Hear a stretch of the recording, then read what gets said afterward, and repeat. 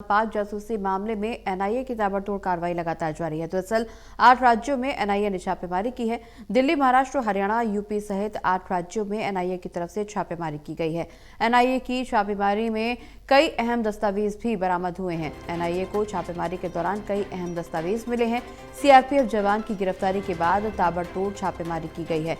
तो 8 राज्यों में एनआईए की तरफ से कार्रवाई लगातार जारी है। 8 राज्यों में एनआईए ने छापेमारी की है और छापेमारी में अहम दस्तावेज भी एनआईए को मिले हैं।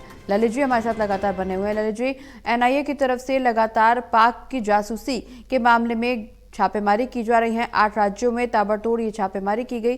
कई अहम दस्तावेज भी इस दौरान छापेमारी के दौरान बरामद हुए हैं।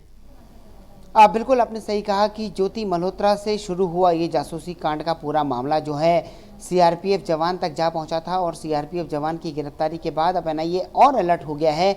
उसने इस दिशा में जो है कल तकरीबन 8 राज्यों में छापेमारी की है। जिन 8 राज्यों में छापेमारी हुई है उनमें दिल्ली, महाराष्ट्र, हरियाणा, उत्तर प्रदेश, राजस्थान, छत्तीसगढ़, असम और पश्चिम बंगाल शामिल हैं।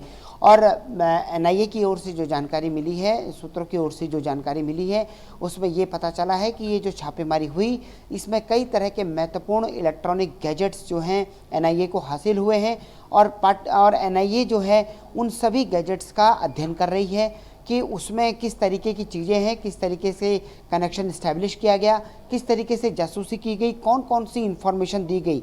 तो ये कई सारी चीज़ें हैं और 15 जगहों पर ये छापेमारी हुई थी उसमें। और लगातार पाकिस्तानी खुफिया एजेंसी जो है, पाकिस्तान इंटेलिजेंस ऑफिसर की, उनको जो है उसके जासूसों को लेकर जो है ये छापेमारी हुई है।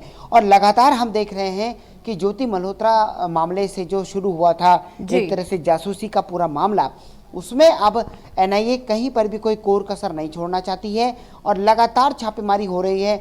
जो भी लिंक कहीं से भी अगर कहीं इस्टेब्लिश होता है तो लगातार एनआईए उन सभी लोगों को पूछताछ कर रही है। अगर ज़रूरत उसे महसूस हो रही है तो उनके खिलाफ एफआईआर भी की जा रही है। जी चलिए, बहुत बहुत शुक्रिया ललित जी, ये तमाम जानकारी हमारे दर्शकों तक पहुंचाने